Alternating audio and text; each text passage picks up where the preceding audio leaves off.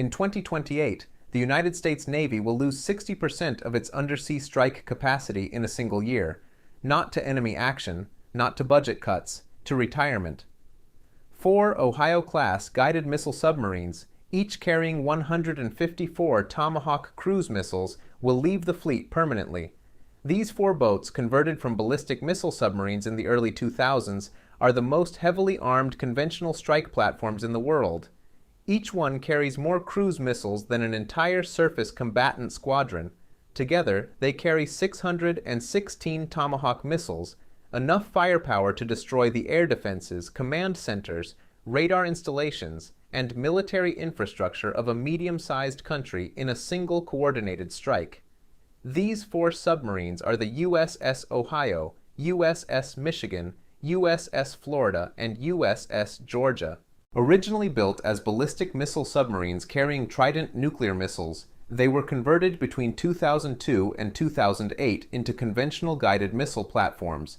Their 24 ballistic missile tubes were modified to carry 7 Tomahawk cruise missiles each, with 2 tubes converted to lockout chambers for special operations forces.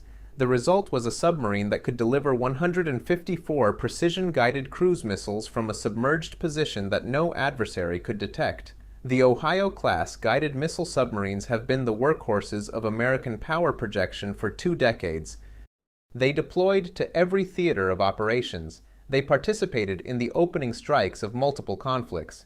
They provided the president with an option that no other weapon system could match: the ability to deliver massive, precise, conventional firepower from a platform that was invisible and invulnerable. When they retire, that firepower disappears. The cruise missiles, the launch tubes, the ability to concentrate overwhelming undersea strike power in a single platform. Gone. The United States Navy cannot afford to let this happen, and it cannot afford to build replacement guided missile submarines at the cost of the Ohio-class conversions. It needs a different solution, a solution that distributes strike capacity across many hulls instead of concentrating it in 4. A solution that is affordable, flexible, and capable of carrying not just cruise missiles but future weapons that do not yet exist. That solution is the Virginia-class Block 5 submarine and the Virginia Payload Module. This is naval depth. The Virginia-class nuclear attack submarine has been in production since 1998. She is built by 2 shipyards, General Dynamics Electric Boat in Groton, Connecticut, and Huntington Ingalls Industries in Newport News, Virginia, working in a teaming arrangement that splits construction between the 2 yards. As of 2026, more than 20 Virginia-class boats have been delivered to the fleet, with additional hulls in various stages of construction. The Virginia-class was designed from the start to be modular and upgradable. Unlike previous submarine classes that were built in a single configuration, the Virginia-class is produced in blocks, each incorporating improvements in capability, technology, and cost efficiency. This block upgrade approach allows the Navy to introduce new systems and capabilities without designing an entirely new submarine.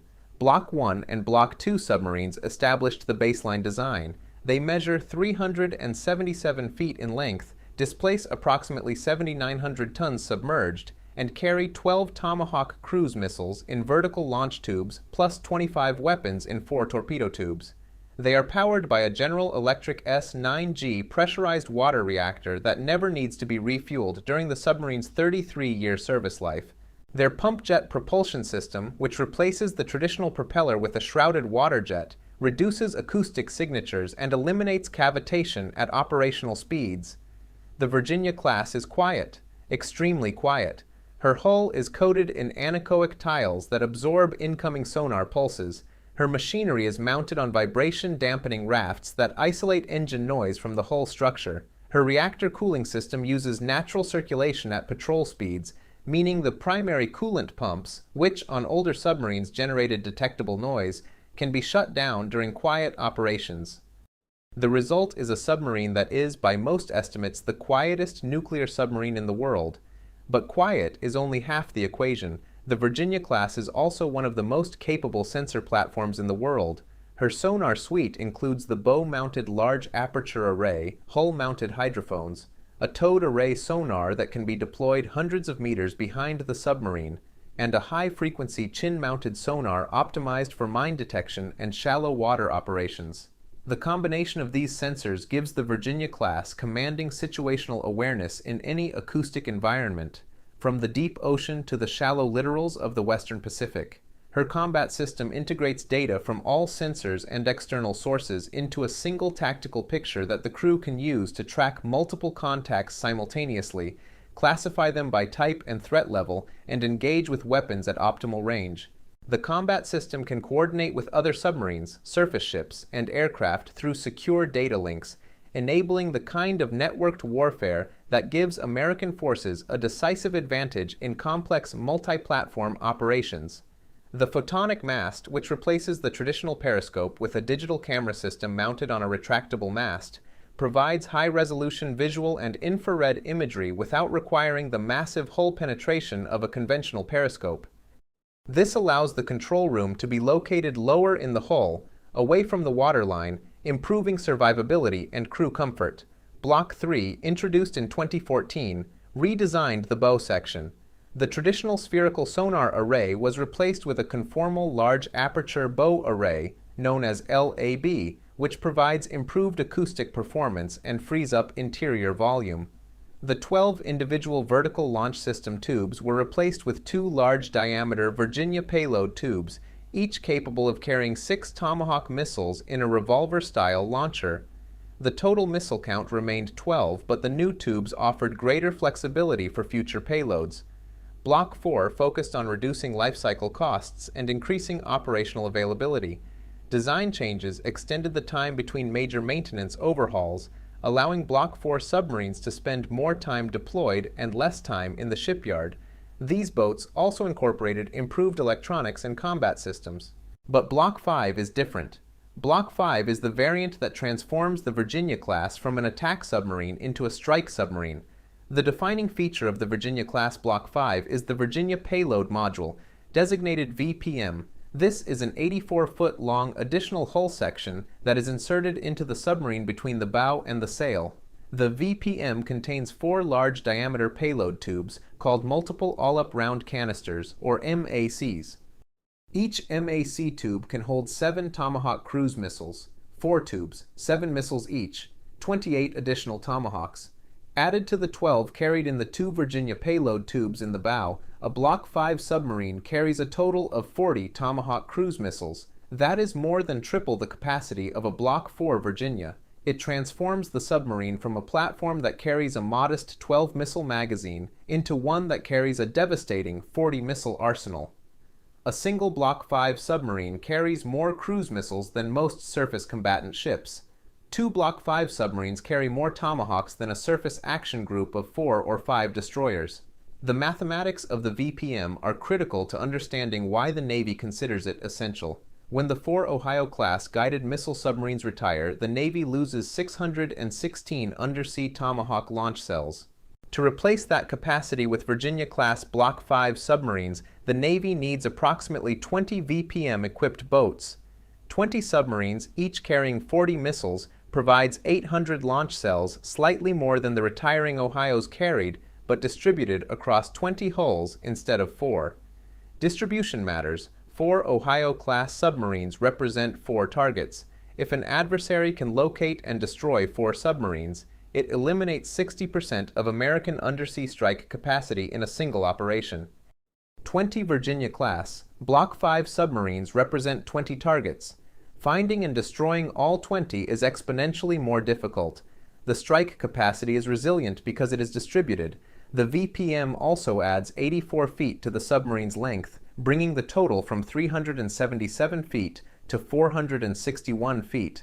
This makes the Block 5 Virginia one of the largest attack submarines ever built by the United States, approaching the length of the Seawolf class. The additional hull section adds displacement, bringing the submerged weight to approximately 10,000 tons. The cost reflects the capability. A Block 5 Virginia-class submarine costs approximately $3.4 billion, significantly more than the original $2 billion target for early Virginia-class boats. But $3.4 billion for a submarine carrying 40 cruise missiles is substantially cheaper than building a new class of dedicated guided missile submarine, which was estimated to cost over $5 billion per hull. The VPM is designed for more than just Tomahawk missiles. The large diameter tubes can accommodate payloads that do not fit in standard torpedo tubes or smaller vertical launch systems. The Navy has stated that the VPM will be capable of deploying large unmanned underwater vehicles which could be used for mine detection, reconnaissance, or offensive operations. The tubes can carry advanced sensors, special operations equipment, or mine payloads. And critically, the VPM is designed to accommodate future weapons, including conventionally armed hypersonic missiles that are currently in development. Hypersonic weapons travel at speeds exceeding Mach 5. They are designed to defeat advanced air defense systems by arriving at their targets faster than defensive missiles can react.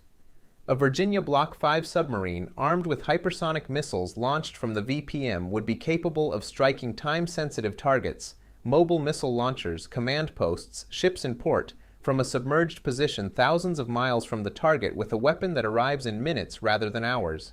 No air defense system currently deployed by any nation can reliably intercept a hypersonic missile. A submarine that can launch hypersonic weapons from a position that no adversary can find represents a quantum leap in strike capability. The strategic context for the Virginia Block 5 is the competition with China. China's naval expansion has created an environment in which the United States Navy must be able to project power into the Western Pacific against an adversary with sophisticated air defenses, anti-ship ballistic missiles, and a submarine fleet that outnumbers America's. Between 2021 and 2025, China launched 10 nuclear-powered submarines. The United States launched 7. China's conventional submarine fleet adds approximately 40 more diesel-electric boats to that total. In raw numbers, China now operates more submarines than the United States, but numbers alone do not tell the story. The United States Navy's submarine force is qualitatively superior to China's in almost every measurable dimension. American submarines are quieter, carry more advanced sensors, fire more capable weapons, and are crewed by submariners with decades of institutional experience in nuclear submarine operations. The Virginia class represents the pinnacle of this qualitative advantage. The challenge is that qualitative advantage erodes if the fleet is too small. A submarine can only be in one place at a time. If the United States does not have enough submarines to cover the vast distances of the Pacific, to maintain persistent presence in the South China Sea, the East China Sea, the Taiwan Strait, and the approaches to Chinese naval bases simultaneously, then qualitative superiority becomes irrelevant. You cannot fight with a submarine that is in the wrong ocean. Surface ships operating within range of Chinese anti-ship missiles face significant risk.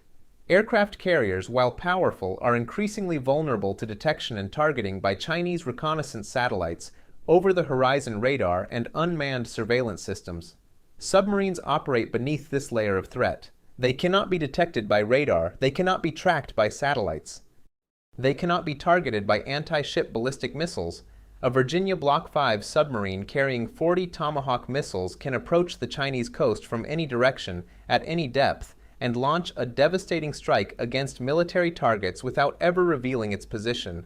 In the opening hours of a conflict over Taiwan, Virginia Block 5 submarines could be among the first American platforms to strike. While surface ships and aircraft are still organizing their approach, submarines already in position could launch coordinated salvos of Tomahawk missiles against Chinese air defense radars, communication nodes, missile launchers, and command facilities.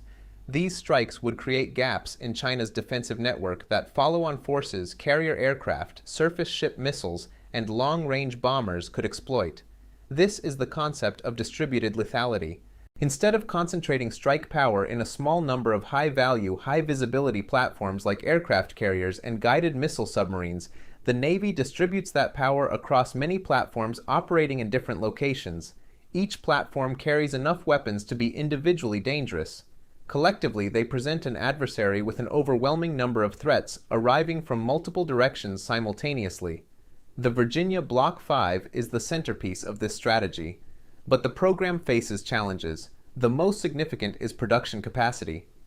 The Navy's target build rate for Virginia-class submarines is 2 boats per year. Achieving this rate while simultaneously constructing the Columbia-class ballistic missile submarine, the replacement for the Ohio-class nuclear deterrent force, has proven extremely difficult. The Columbia-class is the Navy's highest priority shipbuilding program and its construction demands enormous resources from the same industrial base that builds Virginia-class boats. Both programs rely on the same two shipyards, the same specialized workforce, the same suppliers for reactor components, pressure hull steel, and advanced electronics. Building 2 Virginia-class boats per year and 1 Columbia-class boat per year simultaneously is straining the submarine industrial base to its limits. Delivery schedules have slipped, cost estimates have risen. The workforce, despite significant investment in training and recruitment, remains insufficient for the scale of production required. This production challenge has real strategic consequences. Every Virginia Block 5 submarine that is delivered late is a submarine that is not available to counter China's growing naval power. Every delay in the program means that the gap created by the retirement of the Ohio-class guided missile submarines will be wider and longer than planned. The arithmetic is unforgiving. China is launching submarines faster than the United States. If America cannot build Virginia Block 5 submarines at the rate required, the balance of undersea power will continue to shift. The Navy and the 2 shipyards are working to address these challenges. Billions of dollars have been invested in shipyard infrastructure, including Australian money provided through the AW-KUS program. Workforce development programs are recruiting and training thousands of new welders, engineers, and nuclear-qualified workers. Digital design tools and modular construction techniques are being implemented to reduce build times and improve efficiency. But submarines are not smartphones. They cannot be produced on assembly lines. Each one is a handcrafted fusion of nuclear engineering, advanced metallurgy, precision electronics, and acoustic science. Building a submarine takes years. Building the workforce to build submarines takes a generation. The first Virginia-class Block 5 submarine to receive the VPM is the future USS Oklahoma. She recently achieved pressure hull complete status, a milestone that means her hull has been fully assembled and is ready for the installation of internal systems, reactor components, and weapons. She will be the first submarine in the United States Navy to carry the Virginia Payload Module, and she will set the standard for every VPM-equipped submarine that follows. When she enters service, the USS Oklahoma will be the most heavily armed attack submarine in the world. 40 Tomahawk cruise missiles, 4 torpedo tubes with 25 Mark 48 heavyweight torpedoes and Harpoon anti-ship missiles, advanced sonar, electronic warfare systems, and communications equipment, a nuclear reactor that will power her for 33 years without refueling, and the capacity to carry future weapons, hypersonic missiles, unmanned vehicles, advanced sensors that have not yet been designed. $3.4 billion, 461 feet of steel and silence, 40 missiles that can reach targets over 1,000 miles away, and a crew of 135 who will take her to sea and bring her back without anyone ever knowing she was there. The Ohio-class guided missile submarines are leaving. The Virginia Block 5 is arriving, and the math, while tight, is clear. The United States cannot outbuild China in submarine numbers, but it can outfight China in submarine capability. The Virginia Block 5, with her Virginia Payload Module, is the weapon designed to ensure that every American submarine that goes to sea carries enough firepower to matter. Quantity is a strategy. Quality is a strategy. The Virginia Block 5 is the bet that quality, distributed across enough hulls, can overcome quantity. The race is on, and the clock is already running. China builds more submarines. America builds better ones. The Virginia Block 5, with her 40 missiles, her 33-year reactor, and her payload module designed for weapons that have not yet been invented, is the answer to a question that will define the century. Who controls the ocean floor controls the Pacific, and whoever controls the Pacific shapes the future of the world. This is Naval Depth. Subscribe and stay with us.